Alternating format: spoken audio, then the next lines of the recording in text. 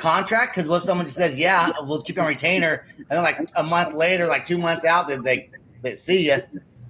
I mean, I don't really work on contract. It's more of a handshake deal, but there's no handshake because we're not in person.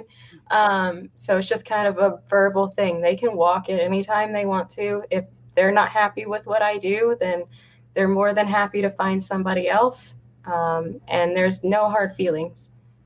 Diego says Tiffany does more for the scene than most. Badass chick pushing the music we all need to hear. That's a nice compliment. We just don't know it yet. So who is Diego? He works at Asylum Radio Network. Okay.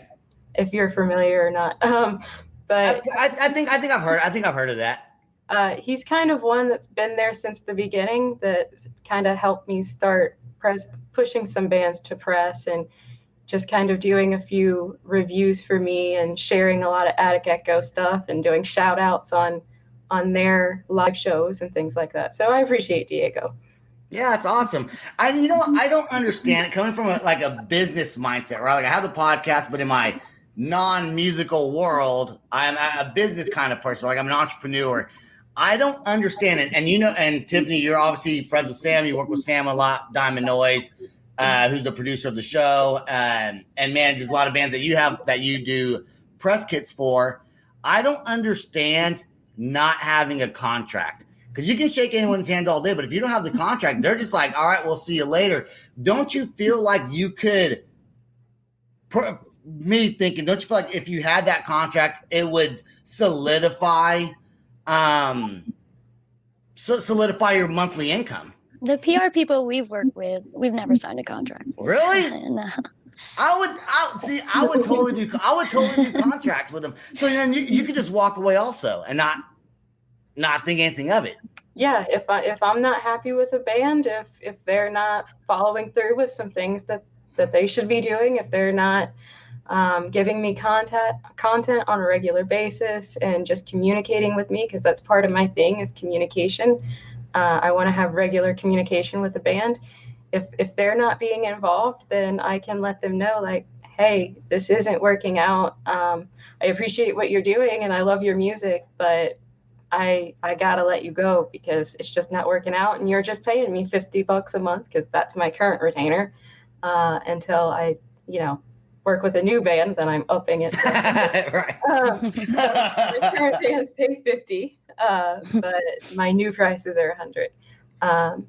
But yeah, so if it's just not working out, then I let them know, and it's just the end of it there. I feel like a contract really just kind of is, for lack of a better word, a trap. They're kind of stuck, and it brings in a whole legality thing, and it brings in some hard feelings and some difficulty that I don't want the drama, and it's about helping them, not forcing them to stay with me. Right, and I guess not having a contract, I guess, also works out for you. If they don't hold up their end of the bargain, you can just say, see you later. So I guess, Ava, do you have any input on that? I mean, I really don't see why a contract should be necessary in this type of interaction. We've never done it, like I said, and I don't know, it's just... Ava's not under contract to be on the show. She just I'll be there when I can kind of thing. Yeah. I mean, we just got a contract from a record label, and it's taking us, like a couple months or so to deal with it. So it's just You're still working on that? Yes. Yeah. It's just too much.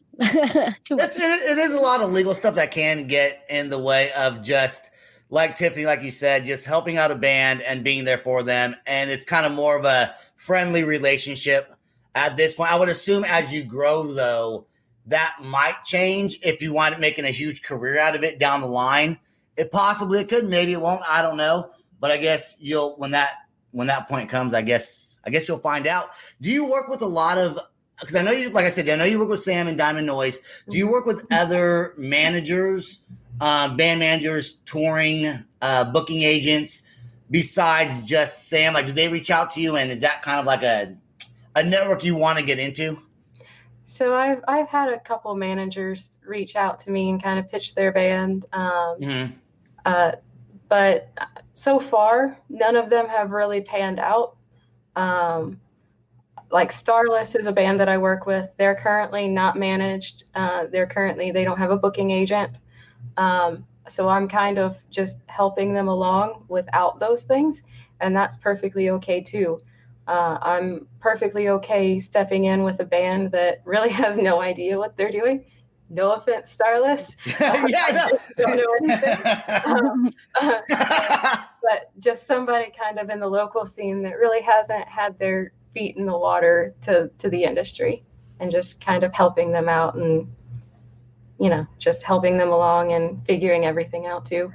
How many bands do you work with now? Currently on my monthly roster, I have 7. Okay. Do you think there's ever going to be a point where it's like too many bands to manage, or do you think that's just... As far as like monthly, I'd say maybe about 10 would be my cap at this point. And that also depends on how demanding the bands are, like how much I have to do for them, how much content they're releasing. If I have 5 bands that are releasing content monthly, I don't know if 10 bands are going to work out. But if I have 10 bands that are releasing something every 2 months, that's a little bit more manageable. Cool. You brought up an interesting point earlier, and I would agree with you on when you have a band that doesn't really know so much, and that is no offense to Starless, you know what? Because what you want to do is you want to take them under your wing and do it your way and kind of show them how to do it. If you have a band that knows what they're doing or has done this for multiple times, everyone has their own way of doing. I'm sure you have your style of PR and the way you do it. You don't want someone else coming in saying, you got to do this. You got to do this. I want you to do that. You do it the way you want to do it. And having other people that may have had certain experiences or whatever, they might interfere with your flow of how you like to work. Is that accurate to say? I would say, yeah, because, I mean, some people in the industry aren't going to work well together. We all have different ways of doing things, and we all have different ideas. And if we can't coordinate and cooperate, then that's probably not going to work. Like with Sam, because I do have so many bands that are also on his roster, we work well together. We know how each other work, and it works out well for us to be working as a team. But bringing somebody else in, you never know. I'm typically pretty easy to work with, but I also still have my own way, like the communication factor. If I have a manager that's not really communicating with me, and just not really staying in contact, then we're probably not going to work well together. That's exactly how we feel about adding another band member. Like, it's just, you're trying to get practices together and everyone has like their own things going on, and just 2 people, it's really easy. Yeah, every time you add in another voice, you're adding in another potential headache. I mean, yes. You never know how somebody's going to work. People can be super unreliable. Or difficult, depending.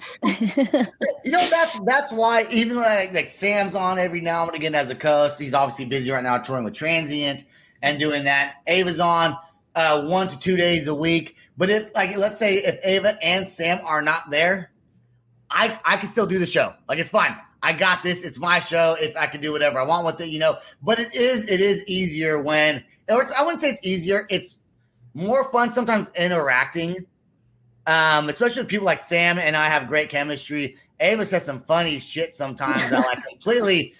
Like, you think I say some crazy things? I mean, I do, but sometimes Ava will be like, where'd that come from? Like, we both kind of have that. That's what she does. No, she does. She does, because she does call me out. But I actually enjoy getting called out. I don't get all like, oh man, why'd you do that on my show? Why you gotta embarrass me like that? Emasculate me. Emasculate me. Wow, I know you well enough that I'd call you out if I needed to. Yeah, I know. I think you have I think you've actually messaged a comment while I'm talking to someone. I'm like, I know, I do that. I do that sometimes. That's okay though. That's okay. And Tiffany did put the loud spot on. It's like I guess I call it an article. Maybe that's not the right word to use. what would you call it, Tiffany? I mean, a write-up, an article, a post, A forum, whatever. Yeah, whatever you want to call it. I mean, it all says the same idea. Yeah. So now Jack's Diaries, are they under your PR? Yeah. Okay. Yeah. So Jack's Diaries we had a ghost stories thing, and we talked about it. And Tiffany actually wound up writing an article about it, and then was able to plug the Loud Spot in there. I thought that was super cool. Like, I was all excited. I must have texted like 20 people. Check this out.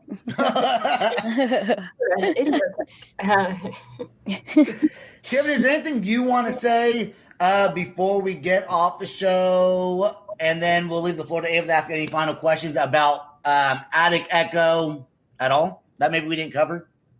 I guess as far as anything goes, just keep watch on my socials.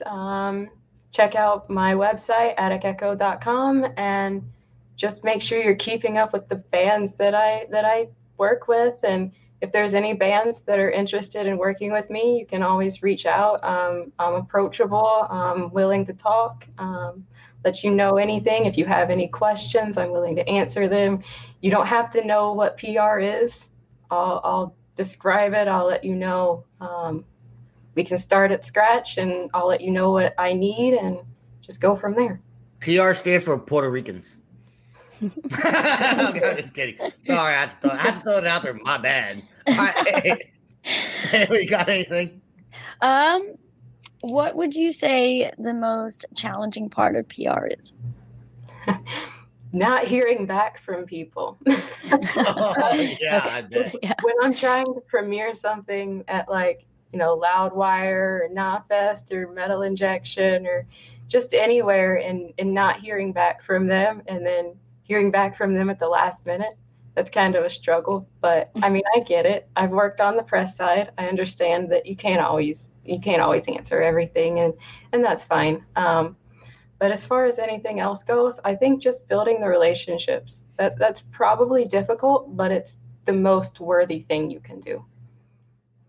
Nice. And your articles are very well written. I do have one final question for you. Have you ever written an article that somebody wanted you're working with somebody and they didn't respond? Like, even though it was great, it was well written, they just either got busy, didn't respond to it, and kind of left you like hanging? From which side? From the press side, or from the press side? Oh, and then I do want to talk about frame the stage, but let's talk about that real quick. Has anyone just kind of left you hanging after you wrote something about them and not replied to you? I mean, Yeah.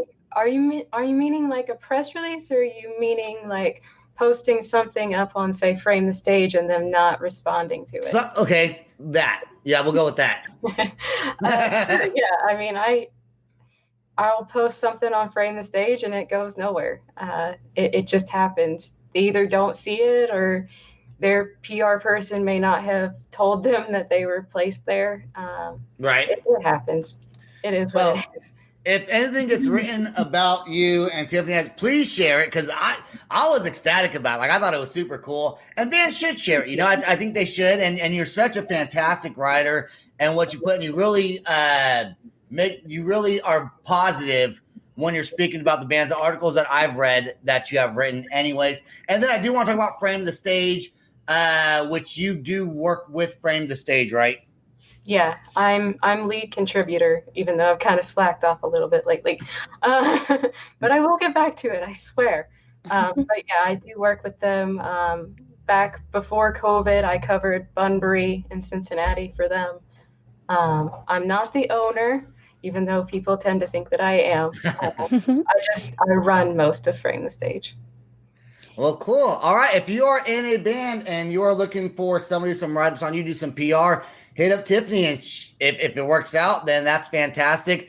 Tiffany, thank you so much for being on the show, sharing what you do with the bands. I think you got some fans that were watching and think that it's cool that you do it for the music and not for the money.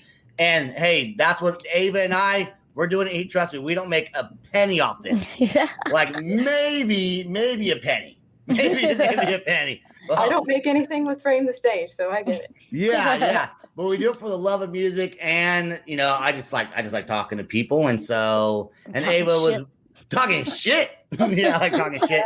So yeah.